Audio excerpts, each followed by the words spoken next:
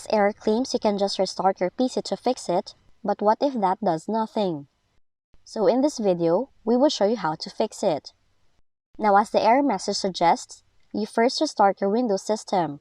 This minor step can fix several system-level errors, and it is worth a try. But if restarting your computer does not solve the issue, check your system for malicious software. Do it by opening your Windows Security, click Virus and Threat Protection, click Scan Options, choose Full Scan, then click Scan Now.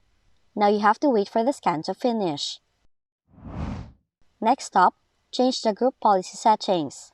To do so, open GPEdit, expand Computer Configuration, click Administrative Templates, choose System, click Local Security Authority, double-click on this option to run as protected process, select Enabled, then under the Options section, click this drop-down menu and select Enabled with UEFI lock. Now click Apply, then select OK to save all the changes. So that's how to fix the LSA protection error on your Windows computer. If you found this video helpful, kindly like and subscribe. You may also click and turn on the notification bell so you can be notified from whenever we release new videos.